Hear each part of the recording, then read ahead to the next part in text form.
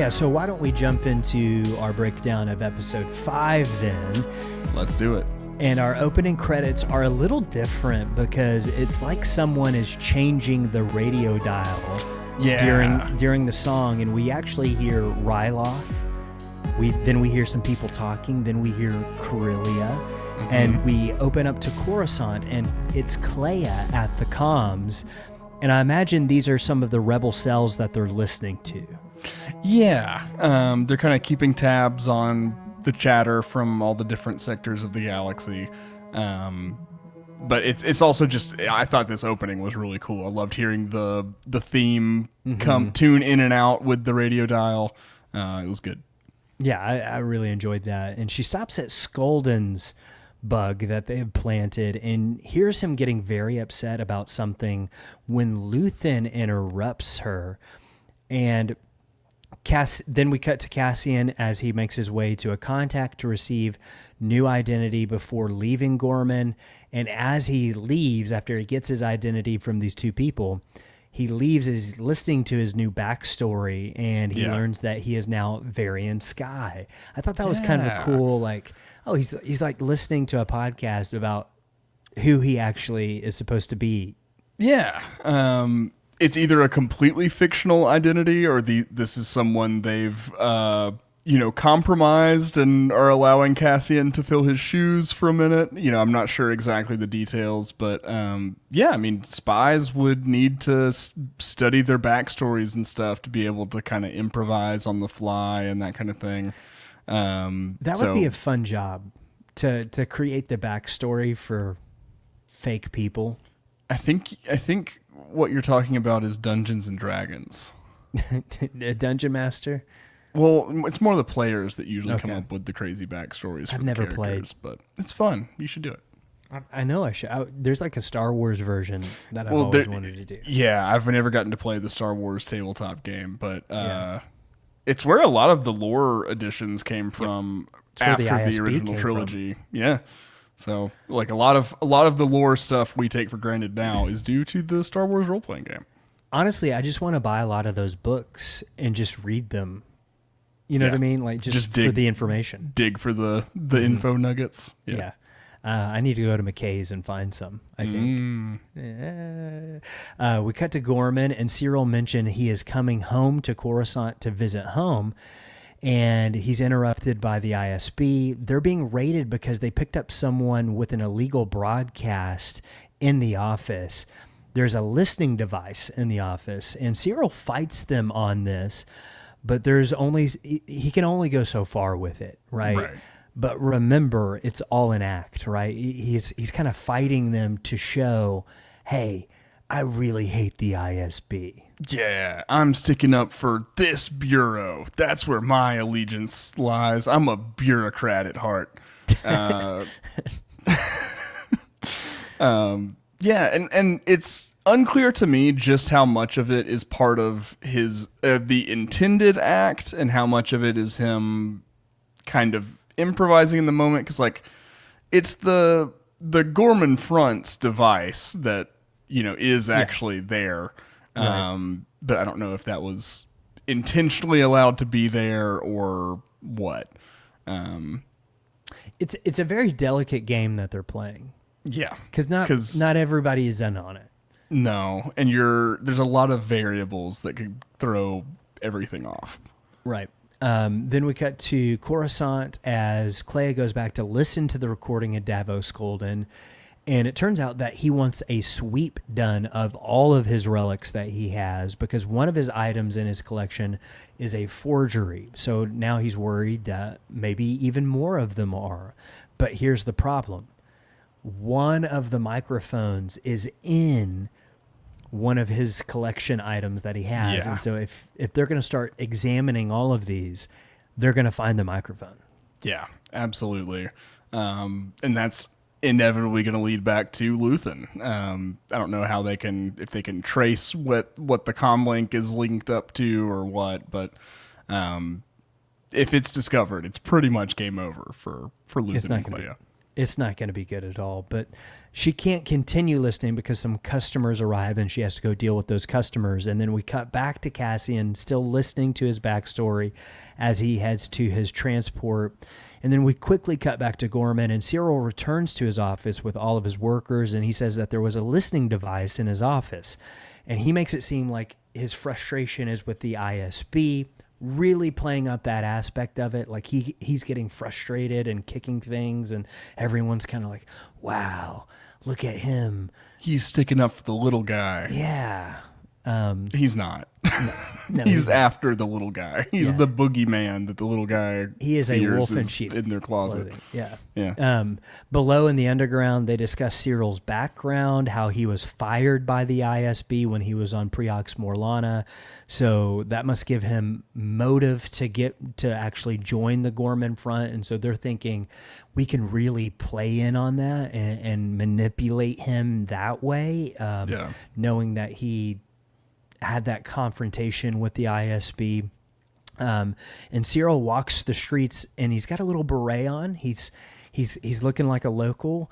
And then he meets up with Rylands, and they start discussing what happened at the office. And Rylands thinks that the ISB is running a shadow government.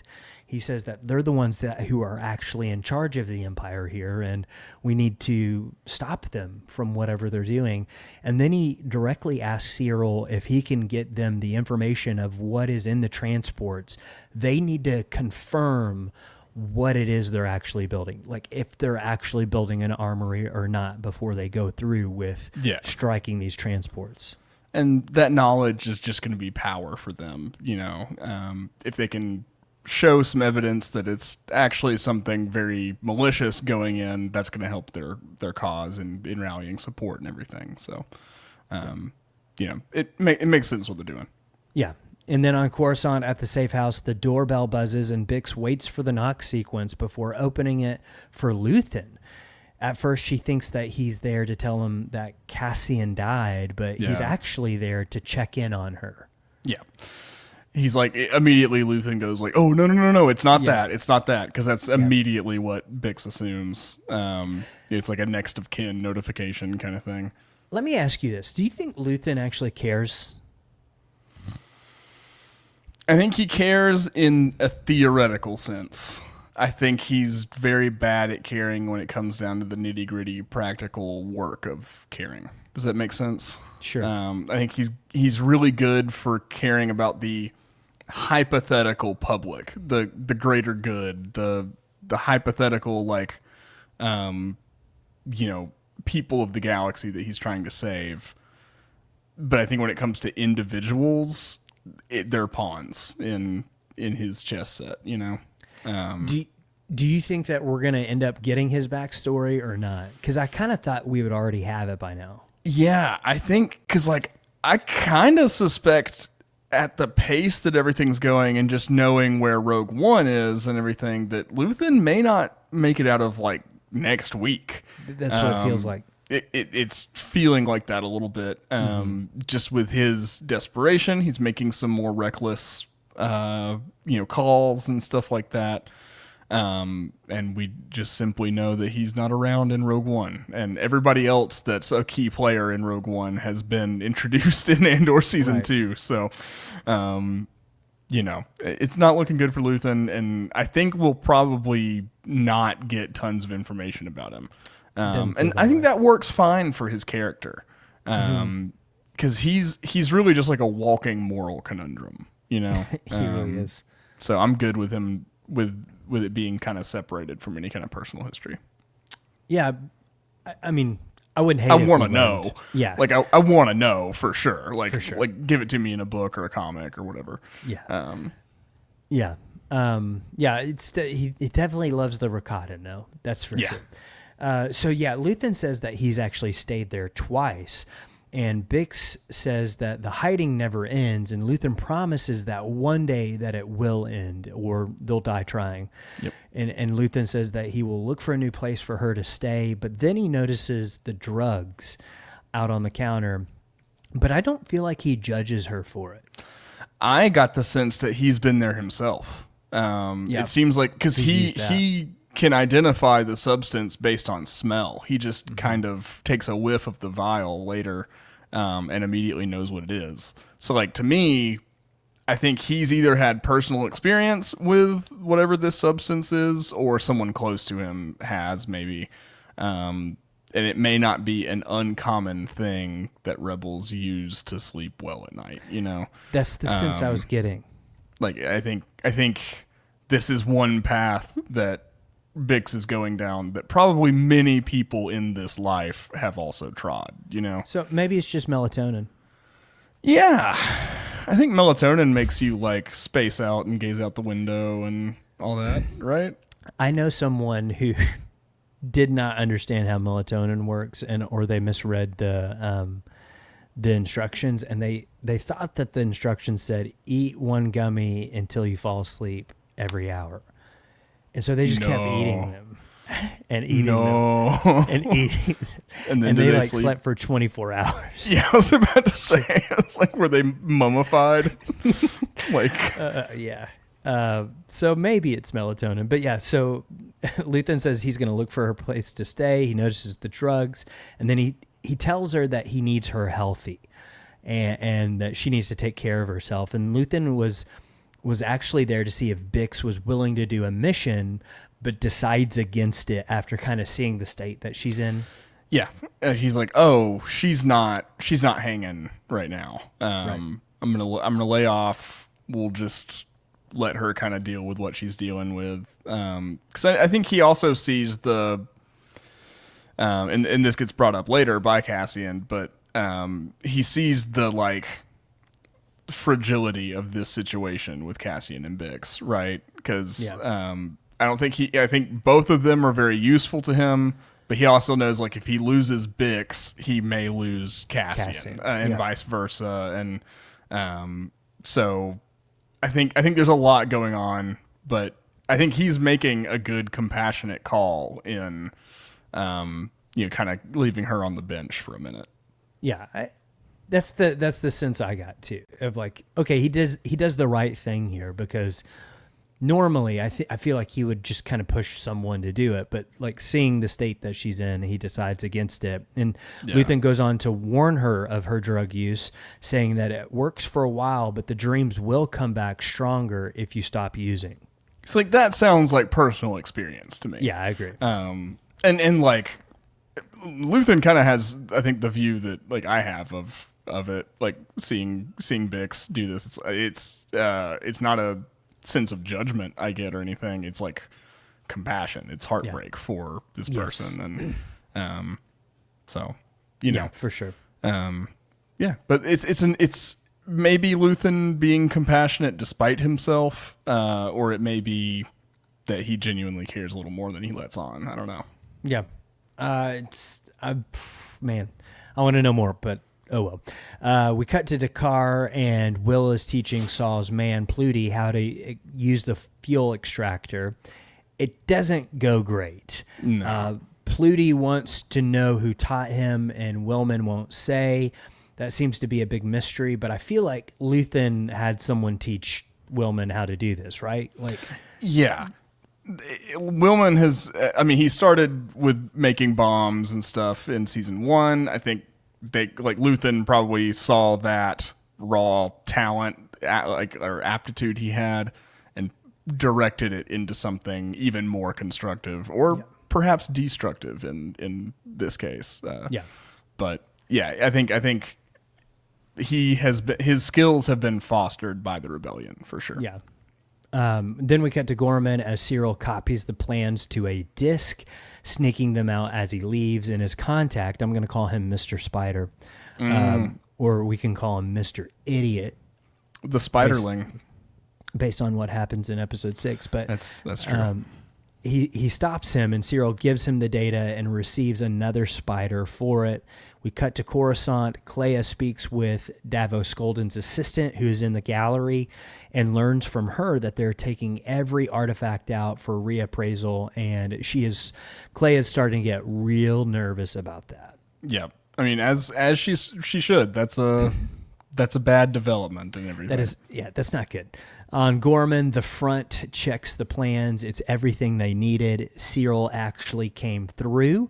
Yep. And then we see Cassian arrive in his disguise as Varian Sky. Looking dashing. He is looking straight out of like a 1990s Balenciaga catalog kind of deal. It's wild.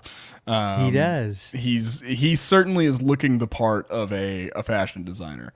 He definitely looks like a fashion designer, and it's kind of interesting. It's almost like he's a young Luthen in this, right? Yeah, he's kind of channeling that same really whimsicality almost. Like, oh, aren't I a silly person in the galaxy? I'm rich and I have this niche interest I'm doing, and that kind of thing, you know. Yeah, I can see that. I can see some shadows of I'm younger so silly. Luthen. Yeah, I'm so inconsequential. Whimsical. I'm frivolous. I'm frivolous. Yeah, so he checks into his hotel, escorted by a hotel attendant, and Cassian asks the attendant is that where it happened? And he points to the memorial, and he's talking about the Tarkin massacre. And Cassian pushes him for his opinion on the memorial in the middle of town. And the attendant says that he was there when he was 12. And Cassian says, Grand Moff Tarkin, right? And the attendant gets really uncomfortable. And when Cassian gives him a tip, he starts to open up a little bit more. And he explains what happened. And from the attendant, we get the sense that the Ghorman people actually, who they are, right? Yeah. Not what the galaxy says about them, not what the propaganda says. They're a very proud people. Yeah, absolutely. And you know, despite all the heavy hand that the Empire has, you know, grasped them in, I think there's a resolution there. There's a resolve there that, like, the people are not going to be broken. It's a you know, he's like, we're proud, but like, you can tell that this is fresh on everybody's memory. Yeah, and I got the sense that Cassian was probing to really see like what is at the heart of these people. Yeah, absolutely. Trying to see what determine what the Empire is trying to have everyone believe about them. Determine what's propaganda, what's not. Right. And so it kind of ends that scene with Cassian gazing out at the memorial, and then we cut back to Coruscant, and Cyril returns home to Dedra. And he promises he was safe, and then they share an awkward kiss before he comes in. And then he says he can only stay for an hour, and you know what that means. At first he's like, only an hour? But then he's like, wait. Only an hour? An hour? I don't even need that says, long. Turn the lights off. They have such a... So weird. It's Dwight and Angela. It's Dwight and Angela. It's... Like, I'm so glad that the two worst people in the galaxy found each other. It's... They really did. But I do say there is a sense from Dedra of, like, this is a duty that she has to perform.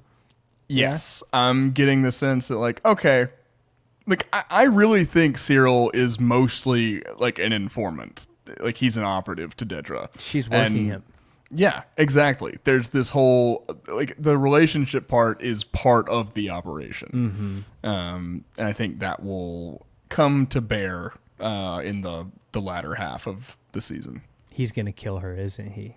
I don't know, but you've been saying Cyril's going to kill a lady from the beginning. He's got some lady problems, dude. He does. I'm not disagreeing with you necessarily, but yeah. I've been on that train for a while, but back on Ghorman at a cafe, Enza, Ryland's daughter, is there to meet Varian Sky, and she sits to talk with him, and she explains how this cafe used to be so full, but no longer.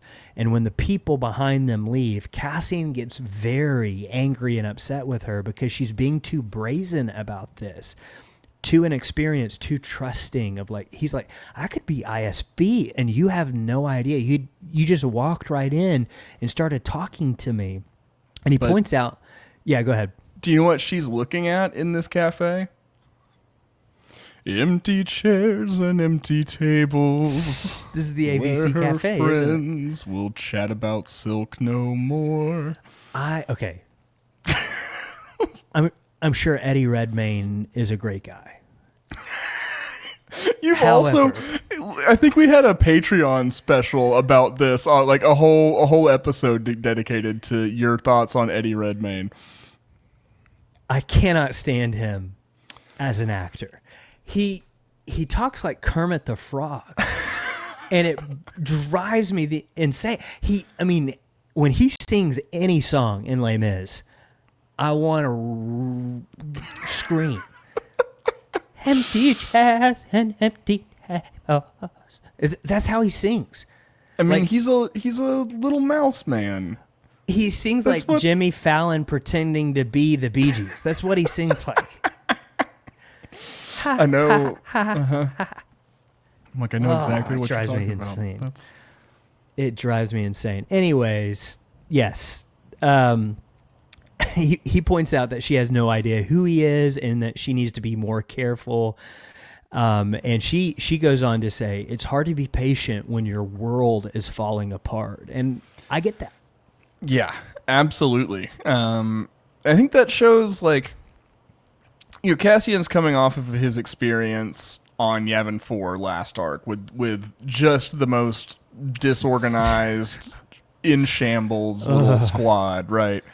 And so I think he comes in and he sees people not doing necessarily what he thinks they should be doing and stuff, and immediately jumps to, oh, they're all the same. They're also disorganized and stuff. And I think it shows his like removal from the personal stakes of the fight for a while, like I think he's been just doing missions and like completing a set of tasks for so long that he's a little more removed from the Ghorman Front, who are like, the Empire's at our door every day. And we have yet to make our stand. I don't think that she's necessarily wrong, or that the Ghorman Front is wrong for what they're doing. I actually think, and I think Luthen hints at this later. Yeah. Cassian's being too cautious. Yeah. Well, and he's just forgetting like what the fight actually is, Yeah.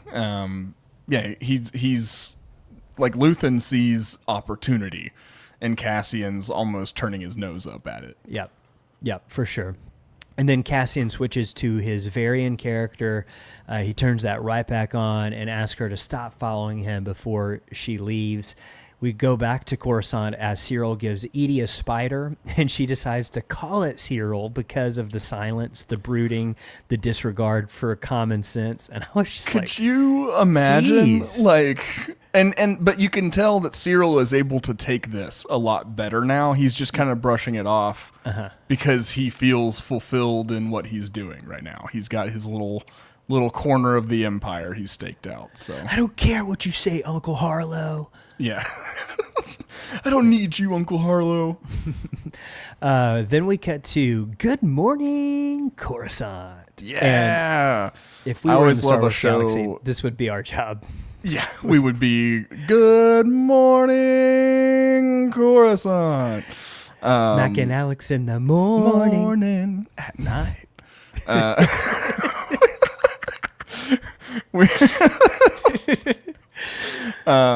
Yeah, I love a show within a show. I love fictional media within other media.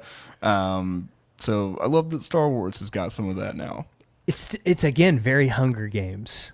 Yeah, like I think we said that last week, but like these people on Coruscant, very much like the Capitol in the Hunger Games. They even look the same. Yeah.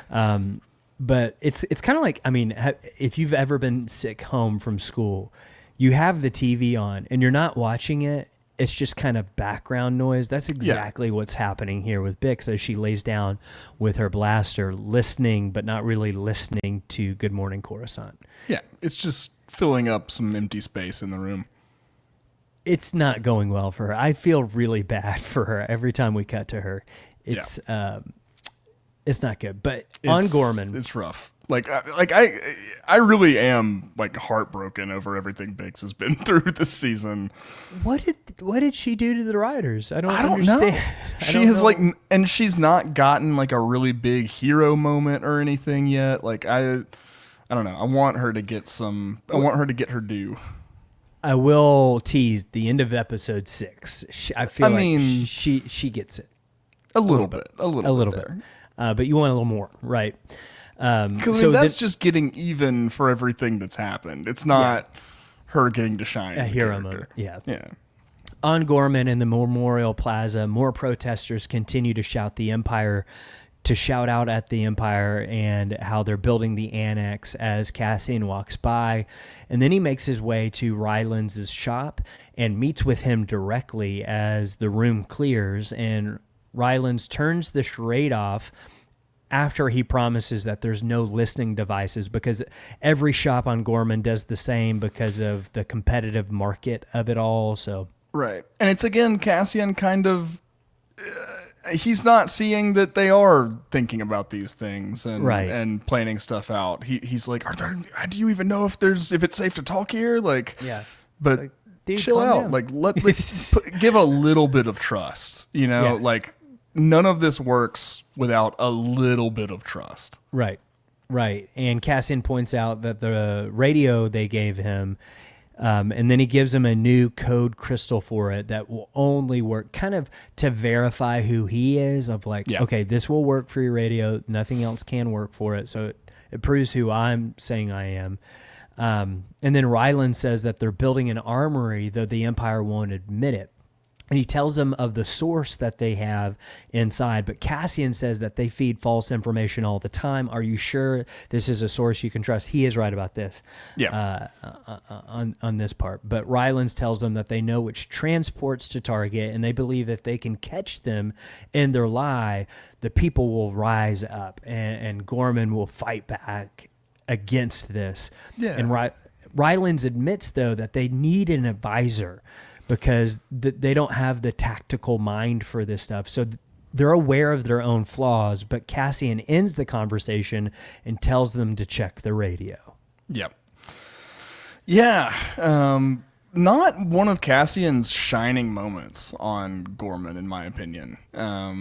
I do think he's discounting the Ghorman people, and they can acknowledge their shortcomings of like, we don't have tactical experience or knowledge. We do need your help with that. Yeah. But he's also discounting their resolve and commitment, I think. Yeah. So, it's not a great situation. Not at all. And then we cut back to Coruscant as Partagaz questions Cyril and Dedra, wanting to know what is going on with the Ghorman Front. And Cyril says that they're inexperienced but eager. And then he asks that they just keep up the ruse, like just keep the transports going when they're supposed to be going. He's convinced that they're close, and Dedra agrees that they need to know what winning feels like. Like, yeah, they need to know, like, they're not going to be crushed immediately, because we need to build up their confidence. Right, because then, they'll start taking bigger and bigger swings, taking bigger and bigger risks, and that's more likely that they can get the whole group, not just, little stragglers here and there. Right, and as Partagaz leaves, Cyril says that this is the greatest day of his life, and he wants to know if that spoils anything. With Dedra. It does. A little bit. Yeah. And so, like, I do think he's going to get hurt by Dedra kind of having this very transactional view of their relationship and stuff, but he's not really any better. Like, I think he's way more committed to his career and everything than any of his accomplishments in his relationship. Yeah, they're parasites off of each other. Yeah. Like, they're just using each other to get higher up the ladder and the rung, and Cyril finally feels like he has purpose because of her. So then we cut to Dakar, and Willman takes some food as he watches Pluty walk up to Saw, and Pluty says that he is ready, and Saw says that they can kill Will now. And Pluty says that he hopes Will could come along, because he's not super confident in him doing this alone, so why not bring the guy who taught me how to do it just to make sure? Yeah. Pluty says that he needs to focus on just one variation. Like, there's so many variations of how to do this, and if he could just focus on the one that they're going to go to, then he can do it. And Saul gives him the exact location, and they leave tomorrow night. He makes sure to tell him that, and then Saul says that they'll keep Will for now. Like, let's not kill him. Let's hang on to him as a hostage, almost. You know, yeah, he could come in handy. Yeah. Yeah. And this is all really interesting. Because it's Saw, I don't know what's actually the truth here. Like, I don't. He could just be making it all up. This could be his just paranoia, and he just needs to find an Imperial spy and all this to justify it. But like, there's also, you know, good indication that he's correct in his assumptions about the situation. So I don't know. It's a tough read. It is hard to read. On Coruscant, Luthen enters his gallery and is informed by Kleya that of the Davos Skolden situation, and that they're going to have to find the microphone. And they kind of have a back and forth of like, this is where you really start to see the stress settle on Luthen of like, there's too many things going on. Yeah. I think Kleya is the only person in the world that he speaks with openly. So I think anytime Luthen and Kleya are talking, you can kind of take it for it's the truth. real Luthen. Yeah. Yeah, it's the real Luthen in that moment. Yeah, and they argue about the microphone, and Luthen admits that he can't keep track of it anymore. There's just too much. And Kleya asks him if he's dull. Like, are you stupid? Like, she says that they have to take the microphone out at the party. If they can't get to it, then they need to start preparing for what comes next, because it's not going to go well. Like, we have to try. We can't just, like, leave it. Yeah. And again, there's kind of the implication of what something is up with Luthen. Yeah. Like, either he's ready for the war, or he just, you know, it's getting to him. Yeah. And it might be both. I don't know. Yeah. I think he's truly unraveling, and he's just wanting things to pop off so he can finally drop the act and kind of come out of the shadows. Yeah. In between that conversation, Ghorman, we're back on Ghorman, and the transports pass by on a rainy night, and Cassian watches them from above, and then they show him essentially what their plan is going to be. They're going to attack the vehicles and slide the cargo down to the catacombs to a new transport to get it away. And Cassian's kind of assessing what their plan is and thinking through all the logistics of it. And then we cut back to Dakar, and Saw and Two Tubes confront Pluty and Will, and Will asks if Pluty is ready to do it on his own, and then Saw pulls out a blaster. And you're starting to think, like, they're going to kill Willman right now. Yeah. But when Will begins to answer, Saw shoots Pluty right there. Yep. So, like, it looks crazy. Right. I mean, if I'm someone who's just in the camp at this point, I'm looking at this happening and I'm like, who are we following? But you almost get the sense that this happens all the time with this group. You do, because they're all like, somebody immediately is like, yeah, he was a traitor. Whatever Saw says. Yeah, like in the crowd, like they give a little caption for the crowd being like, he was a traitor. Yeah. So you do see how, like, even the people in the partisans have become kind of calloused to this. And I think Saul only keeps around him the diehard loyals, you know? For sure. And then we learn that Pluty, according to Saw, again, this is according to Saw, was a traitor, and Two Tubes retrieves the comm that he was using to transmit to the Empire. They figured out their plan, and now they plan to leave Dakar behind, and Saw tells Willman that everything is on him now. They have to use him. And we get a really cool shot of them leaving Dakar behind. I love just the X-Wings and the transport taking off and jumping into hyperspace. I thought that was really, really cool. Yeah. Like, it's like almost the over-the-shoulder X-Wing shot is always really cool. Which I I think The Force Awakens tried it, but I feel like Rogue One perfected it. Yeah. It looks really good in Rogue One. Then we cut to Ghorman at the hotel. Rylance wants to know if Cassian is going to help and wants to know his opinion of the plan. And Cassian is really skeptical if they can actually pull this off. And Rylance wants to know, okay, then what is your recommendation? And Cassian says he has more questions than recommendations. And then Rylance says something I think is super important. He says, not much of a revolutionary, are you? Like, where's your daring? Right. Where's your gall? And I think it's valid questions. I think Cassian needs to kind of take a look at himself. Yeah, he's being too safe. He's being too safe because what they're doing on this stormy planet that we go to next, they are not being safe. They're not being safe. No. I will say this is my favorite scene of this episode. I really, really enjoyed this scene. Forrest Whitaker brought it in terms of just the performance, his delivery of the lines. I thought it was fantastic. I love this scene. So Saw's partisans watch on as Saw stands with Wellman down at a fueling station, and we get a little bit of Saw's backstory here as he talks about his time in the Andoranian jungles. And he's like, real jungle, sweat. He's just naming of like all these horrible things that he loves about Onderon, which is so Saw Gerrera. It's very Saw Gerrera.